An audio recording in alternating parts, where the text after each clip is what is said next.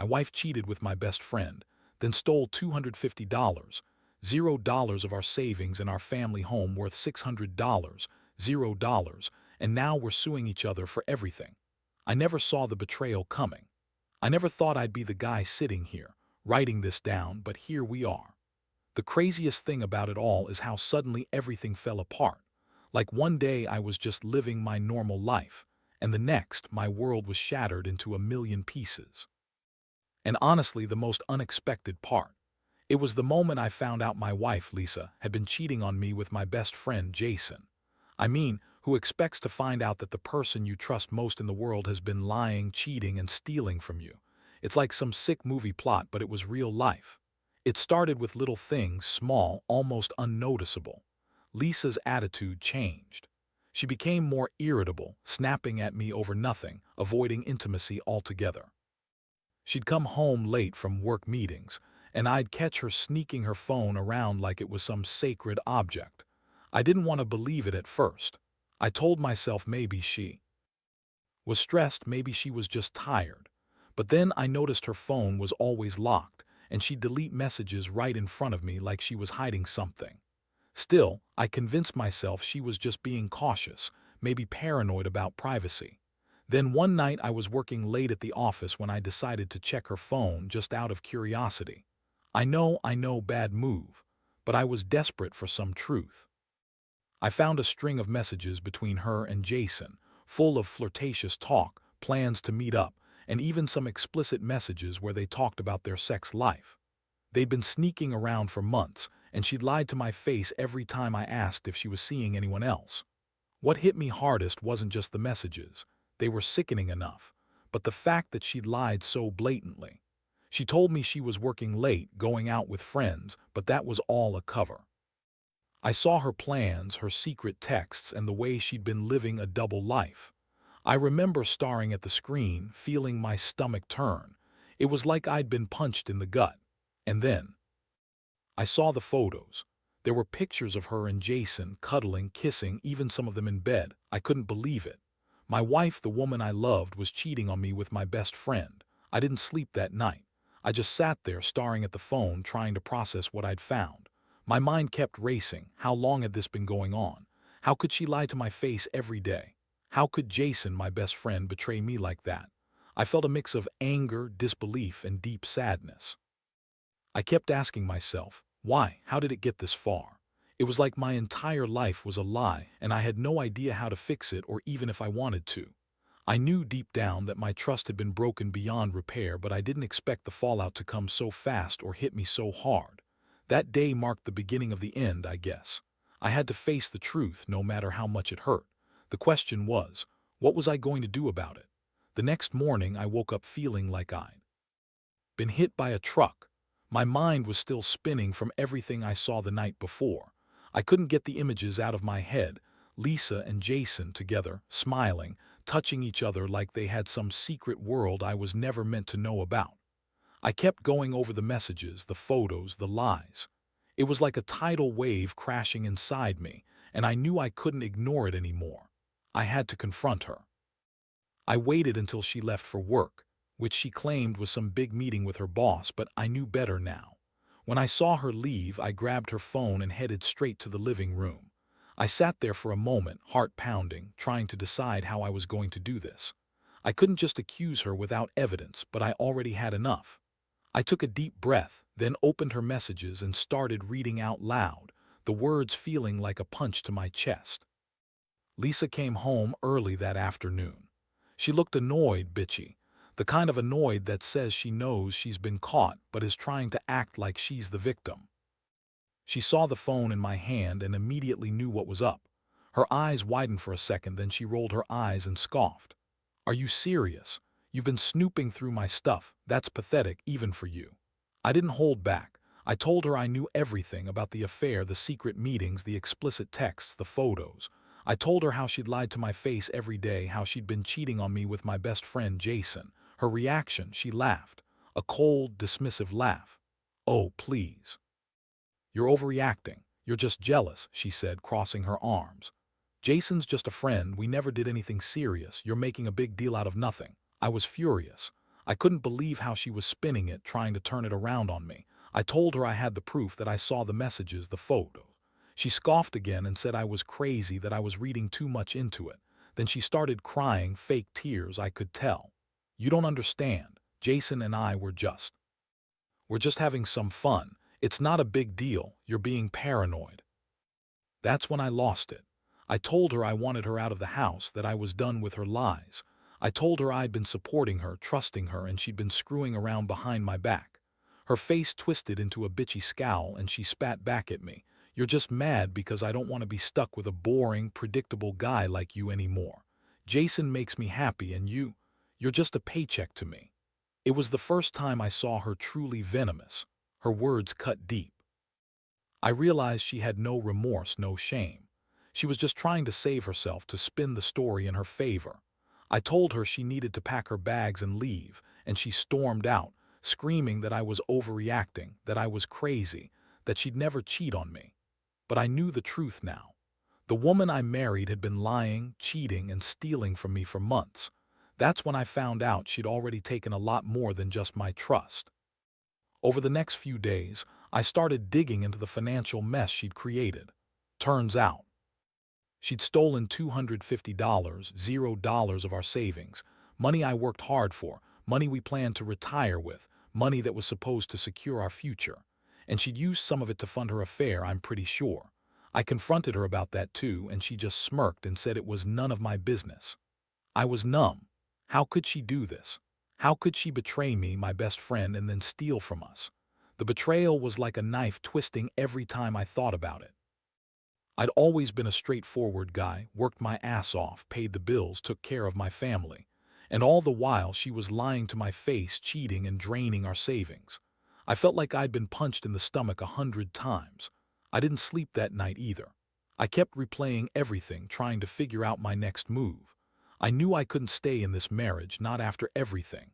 But the legal mess, the financial mess, everything was spiraling out of control. I had no idea how I was going to fix this, or if I even wanted to anymore. Deep down, I knew I couldn't trust her, and that trust was the foundation of everything we had built. Now it was gone, completely shattered. The days that followed were a blur of lawyers, financial advisors, and endless nights spent staring at the ceiling, trying to piece together how everything had gone so wrong so fast. Lisa moved out, but she left behind a trail of chaos that I couldn't ignore. She took some of her clothes, her jewelry, things that didn't mean much to me, and left the house looking like a tornado had hit it. I stayed behind, trying to focus on the financial mess she'd left behind. That's when I discovered she'd stolen nearly $250,000 from our joint accounts. I remember sitting in the dining room, staring at the bank statements, my hands trembling. Every dollar I'd worked for gone, just like that. I couldn't believe she'd do something so calculated, so cold.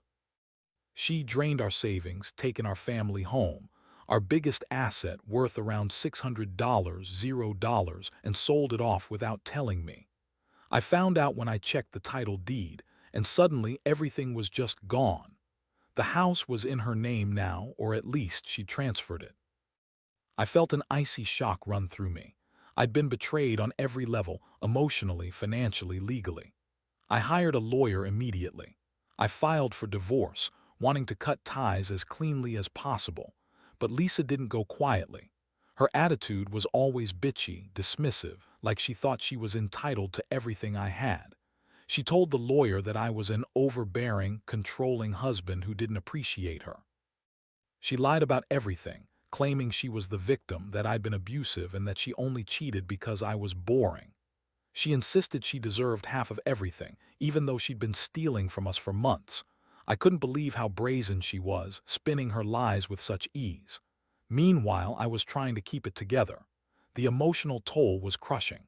I'd trusted her for years, built a life with her, and now I was staring at the wreckage of what we had. I'd always believed in honesty, loyalty, and building a future together.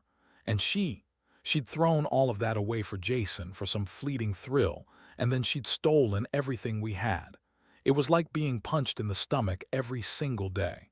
I'd go from angry to numb, from furious to hopeless, sometimes all in the same hour. I reached out to Jason once just to hear what he had to say for himself. I wanted to know if he felt any guilt, any remorse, but all I got was a cold, dismissive response. He told me I was crazy for thinking he'd ever betray his best friend, that he was just helping Lisa out, being there for her, and that I was just jealous. That was the moment I realized how deep the betrayal went. My best friend, my wife, all wrapped up in this twisted web of lies and deception. I felt like I was losing my mind, trying to understand how I'd been so blind for so long. I also found out she'd been lying about her financial situation too. She claimed she was just trying to keep us afloat, but it was clear she'd been planning this for months. She'd been funneling money into secret accounts, hiding receipts, and even taking out loans in my name. She'd been planning her escape, probably for a while. The betrayal was so calculated, so cold. I kept asking myself how. I didn't see it coming, how I'd been so blind to her true nature. The emotional pain was one thing, but the financial devastation was another. I'd worked so hard to build a life, our life, and she dismantled it all. I felt betrayed, yes, but also humiliated. How could I have married someone who'd lie to my face, cheat on me with my best friend, and then steal everything we had? I didn't sleep well for weeks. Every night I replayed the past, trying to understand where I went wrong, trying to find some shred of hope that I could fix this mess. But deep down, I knew this was the end of the road for us. I started to think about how to rebuild. I knew I'd have to start over, both emotionally and financially. I hired a private investigator just to see if there was anything else she'd hidden or done. Turns out, she'd been in contact with lawyers behind my back, trying to get a bigger share of the assets. I felt like I was fighting a losing battle, but I also knew I couldn't let her get away with it, not without a fight. I was determined to get what was rightfully mine, to hold her accountable for all the damage she'd caused. And all I could think about was how this whole nightmare started with tiny signs: her secretive phone habits, her late nights, the little lies she told. I wish I'd seen it earlier, but I'd been so blinded by love, so eager to believe in her. Now I was left with a broken marriage, a shattered trust, and a mountain of debt and loss. I didn't know what the future held, but I knew one thing: I was done being a victim. It was time to take control, even if it meant starting from scratch. The legal process dragged on for months. Every day felt like a fight just to keep my head above water. I had to deal with the emotional fallout, the financial catastrophe she'd left behind, and the constant barrage of her manipulative tactics. She tried to spin the story in court, claiming I was abusive, that I was controlling, anything to sway the judge in her favor. But I had the evidence. The messages, the bank statements, the transfer records. I knew I'd be able to prove her lies if it came down to it. Meanwhile, Lisa was relentless in her bitchy attitude, throwing accusations and insults whenever she thought she could get away with it. Her lawyer was just as aggressive, pushing for maximum settlement, trying to get her a bigger cut of the house and assets. She kept insisting she was entitled to everything because I was an overbearing husband who never appreciated her. I couldn't believe how depraved she'd become, twisting everything to her advantage. I wasn't about to let her walk away with a dime more than what was legally mine, but it was exhausting trying to outmaneuver her. The thing that hit me hardest during this ordeal was how much I'd trusted her. I'd been a good husband, worked hard, paid the bills, made her feel loved and secure, and she repaid me with betrayal, lies, and theft. I kept asking myself how I didn't see it coming, how I missed the signs. The late nights, the secretive texts, the money disappearing, how blind I'd been. It made me question everything about my judgment, my ability to trust. But I also knew I couldn't let her destroy me emotionally. I had to be strong, for myself and for my kids if I ever wanted to rebuild. I started to focus on rebuilding my financial stability. I met with accountants, looked into restructuring my debts, and tried to figure out how to recover the money she'd stolen. I filed a lawsuit to recover the $250, $0 she took from our joint accounts, and to get her to relinquish her claim on the house. It was a long, arduous process, but I was determined. I didn't want her to get away with it, not without consequences. Throughout all of this, I couldn't help but think about Jason, my so-called best friend. Turns out, he'd been involved in the whole mess more than I thought. He'd been encouraging Lisa, feeding her lies, and even helping her hide money. I found out he'd been in contact with her behind my back, planning their escape, trying to keep their secret safe. The betrayal cut even deeper knowing he'd betrayed me too. That guy I thought was my brother, my confidant, was just another snake in the grass. I confronted him briefly, just to hear his side, but his excuses were pathetic. "I was just trying to be there for Lisa," he said. Yeah, right, that's what they all said. As the months went by, I realized I was losing a lot: my marriage, my savings, my trust. But I also gained clarity. I understood that I had to cut out the toxic people and focus on rebuilding my life. I started therapy, trying to process the anger and betrayal, and I made it a point to surround myself with people who genuinely cared. I also started working on my career more aggressively, knowing I'd need to rebuild my financial future from scratch. It was painful, but I knew I had no choice. One of the hardest moments was when I had to tell my kids what had happened. They were only 6 and 8, but they sensed the tension. Explaining that mommy and daddy were getting a divorce because of grown-up stuff was tough. I wanted to shield them from the worst, but I knew they'd hear the truth eventually. I promised them I'd do everything I could to give them a stable life. That was my motivation every day, to be the dad they deserved, even if my marriage was over. Reflecting on all this now, I realize how much I underestimated Lisa's capacity for manipulation.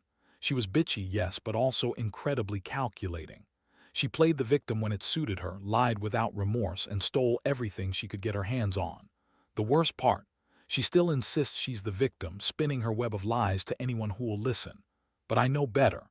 I see her for what she is: a liar, a thief, a woman who threw away her integrity for a fleeting affair and a quick escape. I don't regret leaving her, not for a second. The trust is gone, and I've come to accept that some betrayals are beyond repair.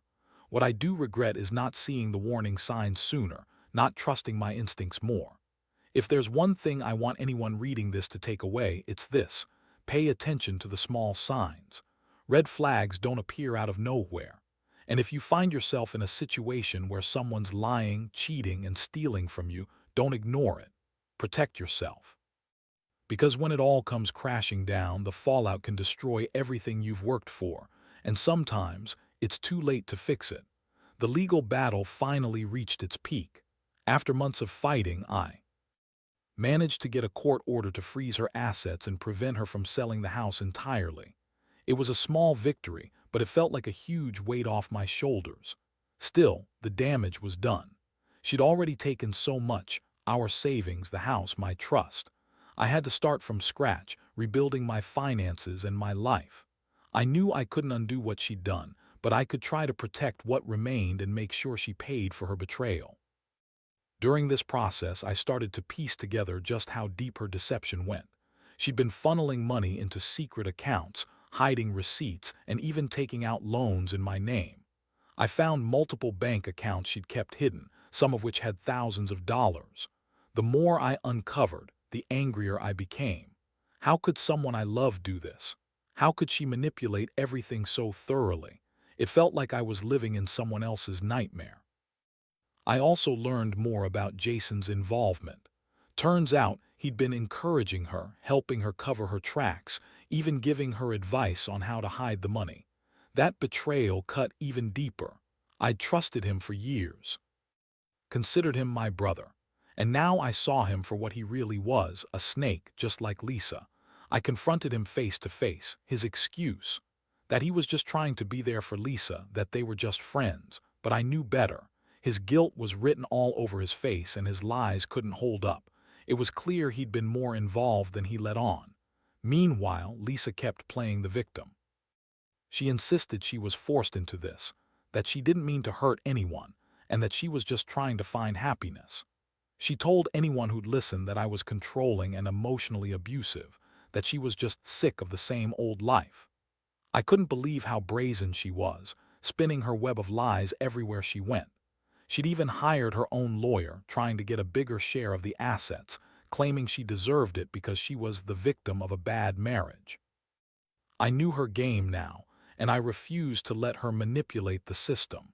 As I navigated the messy court proceedings, I also had to deal with the emotional toll. I felt betrayed, humiliated, and furious all at once.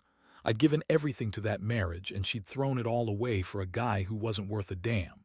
The hardest part was seeing her try to turn things around, playing the victim and knowing she'd lied to my face for so long. I kept asking myself, how did I not see it? How could I have been so blind? But I also realized I had to focus on my future, not dwelling on the past. One thing I learned is that revenge isn't always about getting even in court. It's about reclaiming your life and making sure justice is served. I wanted her to pay for what she did, financially, emotionally, and legally. I pushed hard for the maximum restitution, for her to be held accountable for stealing our money and betraying our marriage. It wasn't just about money. It was about standing up for myself, showing her I wouldn't be a victim anymore. I started to see this whole nightmare as a turning point, a chance to rebuild stronger than ever. Through all of this, I also began to focus on my kids. Their innocence is what kept me going.